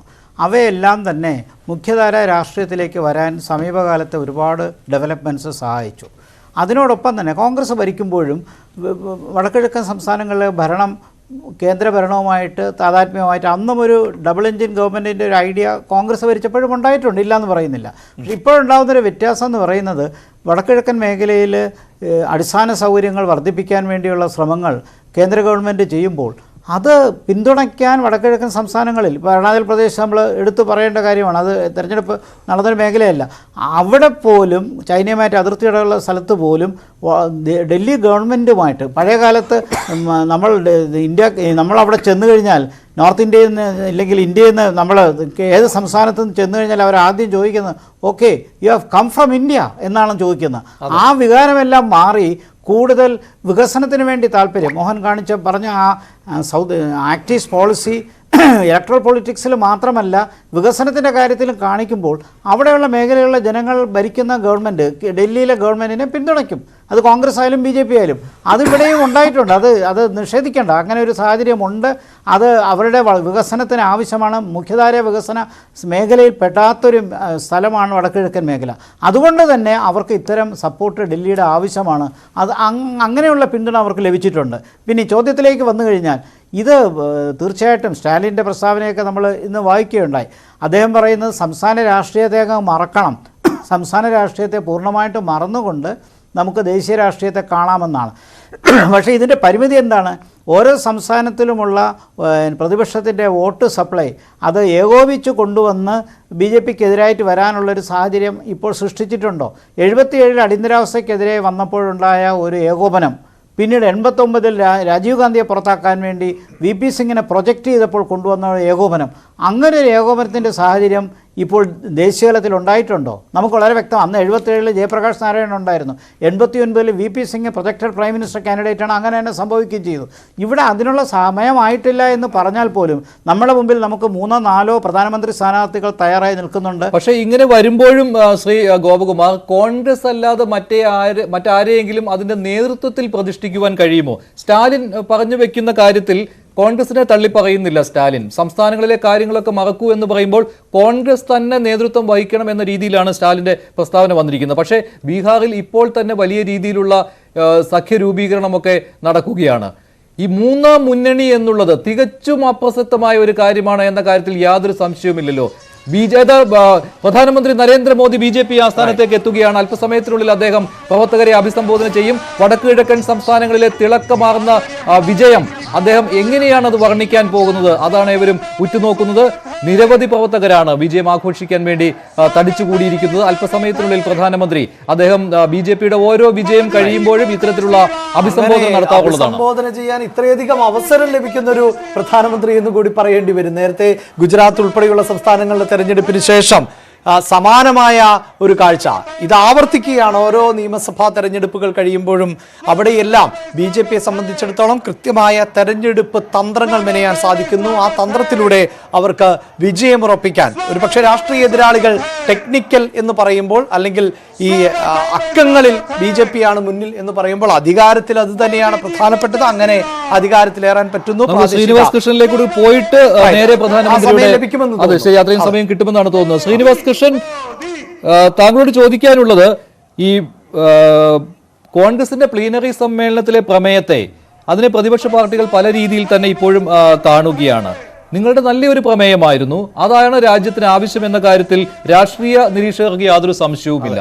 പക്ഷേ അത് അംഗീകരിക്കപ്പെടുമോ എന്ന കാര്യത്തിൽ താങ്കൾ അതിനൊരു ആത്മവിശ്വാസം പ്രകടിപ്പിക്കുന്നുണ്ടോ? ഇപ്പോഴത്തെ രാഷ്ട്രീയ അന്തരീക്ഷത്തിൽ അത് വേണ്ടതാണ്, പക്ഷേ അതിനുള്ള സാഹചര്യം ഉരുത്തിരിഞ്ഞു വന്നതായിട്ട് കാണുന്നുമില്ല. അതായത് ഞാൻ പറയേണ്ടത് എന്താ വെച്ചാൽ, ഇപ്പം ത്രിപുര എന്ന് പറയുമ്പോൾ നമ്മളത് വടക്ക് കിഴക്കൻ സംസ്ഥാനമാണെങ്കിലും നമ്മളൊരു പ്രധാന ഫാക്ടർ കാണേണ്ടത് എന്താ വെച്ചാൽ, ഒരു സാമ്പിൾ മാത്രമാണ്. ജനങ്ങളുടെ ഇടയിൽ ഗവൺമെൻറ്റിനെതിരായത്, സാധാരണ ജനങ്ങളുടെ ഇടയിൽ ഈ വിലക്കയറ്റം കാരണവും ഗ്യാസിൻ്റെ വില കാരണവും എല്ലാം സാധാരണ ജനങ്ങൾ, അത് കേരളത്തിലായാലും ശരി, അത് പഞ്ചാബിലായാലും ശരി, തമിഴ്നാട്ടിലായാലും ശരി, വടക്ക് കിഴക്കൻ സംസ്ഥാനത്തിലായാലും ശരി, വിലക്കയറ്റം, തൊഴിലില്ലായ്മ, ദാരിദ്ര്യ നിർമ്മാർജ്ജനം മര്യാദയ്ക്ക് നടക്കുന്നില്ല, മഹാത്മാഗാന്ധി പദ്ധതി പോലെയുള്ള സ്കീമിലേക്കുള്ള സാമൂഹിക ക്ഷേമ പദ്ധതികളൊക്കെ വെട്ടിച്ചുരുക്കുക, ഇതൊക്കെ സാധാരണ ജനങ്ങളിലും ദരിദ്രരായ ജനങ്ങളിലും പാർശ്വവൽക്കരിക്കപ്പെട്ട ജനങ്ങളിലും BJP സർക്കാരിനെതിരെ ഒരു വികാരം ഉണ്ടായിട്ടുണ്ട്. അതാണ് ഇപ്പോൾ ത്രിപുരയിൽ നമ്മളൊരു പരിധി വരെ കണ്ടത്. കാരണം ഉപമുഖ്യമന്ത്രി തോൽക്കുന്നു, 6000-7000 വോട്ടിന് ജയിച്ച മുഖ്യമന്ത്രി ഭൂരിപക്ഷത്തിലാണ് ജയിക്കുന്നത്, മന്ത്രിമാര് തോൽക്കുന്നു, പ്രത്യേക സാഹചര്യത്തിൽ 33 സീറ്റ് കിട്ടി ജയിക്കുന്നു. അപ്പോ ദേശീയ അടിസ്ഥാനത്തിൽ തന്നെ BJP-ക്കെതിരെയും അവരുടെ സാമ്പത്തിക നയങ്ങൾക്കെതിരെയും രാഷ്ട്രീയ നയങ്ങൾക്കെതിരെയും ഒരു വികാരം വന്നിട്ടുണ്ട്. അതിനെ കോടക്കണം എന്നുള്ള ശ്രീനിവാസൻ, ഞാനൊന്ന് ഇടപെട്ട് ചോദിക്കുന്നതിൽ ക്ഷമിക്കണം. താങ്കൾ ഈ പറയുന്നത് പോലെ പൊതുവെ ഇപ്പോൾ എന്റെ ഒരു സംശയം, താങ്കൾ പറയുന്നത് പോലെ ഒരു ഭരണവിരുദ്ധ വികാരം എന്നത് സ്വാഭാവികമായും സംസ്ഥാന സർക്കാരിനെതിരെയാണ് ഉണ്ടാകേണ്ടത്. ഈ തെരഞ്ഞെടുപ്പിന്റെ പ്രചാരണ ചരിത്രം താങ്കളൊന്ന് തിരിഞ്ഞു നോക്കൂ. ആരൊക്കെയാണ് BJP-ക്ക് വേണ്ടി കളത്തിനുണ്ടായിരുന്നത്? അവിടെ വളരെ കൃത്യമായി അമിത്ഷാ തെരഞ്ഞെടുപ്പ് തന്ത്രങ്ങൾ മെനയുന്നു. വളരെ കൃത്യമായി തന്നെ ഈ നരേന്ദ്രമോദിയെ പ്രൊജക്ട് ചെയ്തുകൊണ്ട് ആ പ്രഭാവത്തെ ഉയർത്തി കാണിക്കുന്നു. സംസ്ഥാനങ്ങളിലുമായിട്ട് 50 തവണയാണ് പ്രധാനമന്ത്രി. അപ്പോൾ സ്വാഭാവികമായും, അതായത് ആ സംസ്ഥാനത്ത് ചില വിരുദ്ധ വികാരം, അതുകൊണ്ടായിരിക്കാം ഈ അവസാന നിമിഷം മുഖ്യമന്ത്രി അടക്കം മാറ്റിയത്. അതിന് യഥാർത്ഥത്തിൽ ഈ ദേശീയ നേതാക്കളെ നിരത്തിയല്ലേ, മറ്റ് സംസ്ഥാനങ്ങളിലെ മുഖ്യമന്ത്രിമാരെ അടക്കം നിരത്തിയല്ലേ അവർ ആ പ്രശ്നം പരിഹരിച്ചത്? അത് നമ്മൾ നോക്കേണ്ട ഒരു വേറെ കാര്യം, ഭാരതീയ ജനതാ പാർട്ടിയെ സംബന്ധിച്ചിടത്തോളം കേന്ദ്രയും പ്രധാനമന്ത്രിയും പ്രൊജക്ട് ചെയ്യുക എന്നല്ലാതെ സംസ്ഥാന ഗവൺമെന്റിന്റെ വികസന പ്രവർത്തനങ്ങളെ കുറിച്ച് അവർക്ക് ചർച്ച ചെയ്യാനേ പറ്റുന്നില്ല. കാരണം ജനവികാരം അത്ര എതിരാണ്. ഇപ്പൊ കർണാടകയിലും ഇത് തന്നെയാണ് വരാൻ പോകുന്നത്. 5 വർഷത്തെ ഭരണത്തെ കുറിച്ച് അവർ ചർച്ച ചെയ്യില്ല. ഇപ്പൊ തെരഞ്ഞെടുപ്പ് അടുത്ത് വരുമ്പോൾ ഭരണ സംവിധാനത്തെ കുറിച്ചല്ല പറയുന്നത്. ടിപ്പു വേണോ, ടിപ്പു സുൽത്താന്റെ അനുയായികൾ വേണോ, രാമിന്റെ അനുയായികൾ വേണോ, ഭരണ സംവിധാനത്തെ കുറിച്ച് അവർ ചർച്ച ചെയ്യുന്നില്ല. പിന്നെ പ്രധാനമന്ത്രിയെ കൊണ്ട് ക്യാമ്പയിൻ ചെയ്യാം.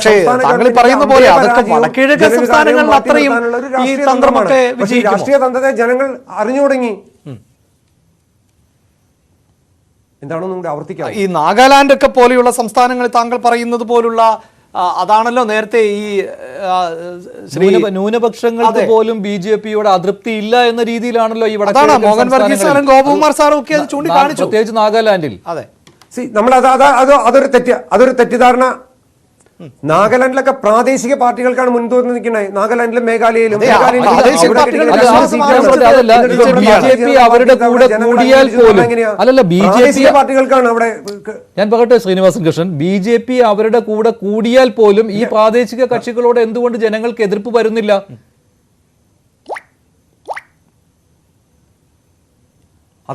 അത് തന്നെയാണല്ലോ നേരത്തെ പറഞ്ഞത്. ഇപ്പൊ മേഘാലയ പോലെയുള്ള പാർട്ടിയില് ഗോപകുമാർ സാർ അത് വളരെ വ്യക്തമായിട്ട് നിരീക്ഷിച്ചല്ലോ. മേഘാലയ പോലുള്ള സംസ്ഥാനത്ത് കൊണാഡ് സാങ്മയുടെ പാർട്ടി ഒറ്റയ്ക്ക് മത്സരിച്ചത് BJP-യുടെ ഒപ്പം മത്സരിച്ചു കഴിഞ്ഞാൽ അവിടുത്തെ ജനത വോട്ട് ചെയ്യില്ല. പക്ഷെ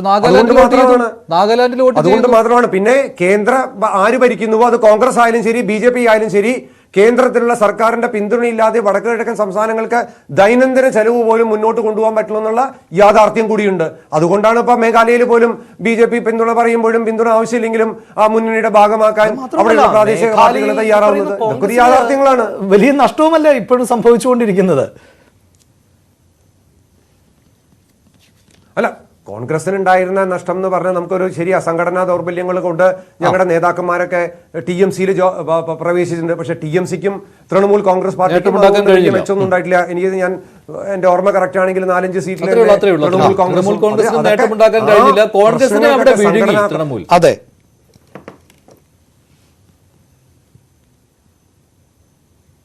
അല്ല, അതിനുള്ള പരിഹാരങ്ങൾ ഞാൻ പറഞ്ഞില്ലേ. സംഘടനാപരമായ കാര്യങ്ങളൊക്കെ ഇനി വരും ദിവസങ്ങളിൽ കോൺഗ്രസ് ശക്തമായി ഇതാക്കും. അതേപോലെ 15 മാസം മാത്രമാണ് പരമാവധി വന്നു കഴിഞ്ഞാൽ 15 മാസം മാത്രമാണ് അല്ലല്ലോ ഇനിയിപ്പോ ലോക്സഭാ തെരഞ്ഞെടുപ്പിന് ബാക്കിയുള്ളത്. പരമാവധിയാണ് ഞാൻ പറഞ്ഞത്.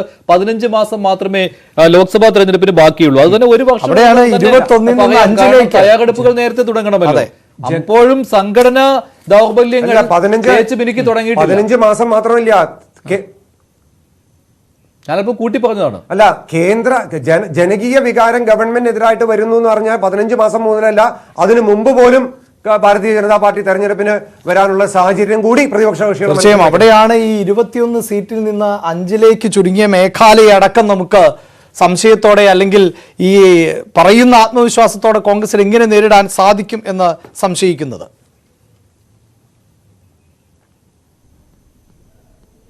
അല്ല, അതില് യാതൊരു സംശയമില്ല. ദൗർബല്യങ്ങൾ ഉണ്ടായിരുന്നു, ഞങ്ങൾക്ക് വീക്ക്നെസ്സസ് ഉണ്ടായിരുന്നു. അത് ഓവർകം ചെയ്യാനുള്ള പ്രധാനപ്പെട്ട തീരുമാനങ്ങളാണ് റായ്പൂർ സമ്മേളനത്തിൽ എടുത്തിരിക്കുന്നത്. നമുക്ക് ശ്രീ സോമനിലേക്ക്. ശ്രീ സോമനെ, ഏത് നിമിഷവും താങ്കളുടെ നേതാവ് ജനങ്ങളെ അഭിസംബോധന ചെയ്തേക്കാം. ഈ പറയുന്നത് പോലെ സ്വാഭാവികമായും ആവർത്തിച്ച് പറയേണ്ടി വരുന്നു. കാരണം തെരഞ്ഞെടുപ്പിൽ തന്ത്രങ്ങൾക്കാണ് പ്രധാനം എന്നതിലൊന്നും തർക്കമില്ല.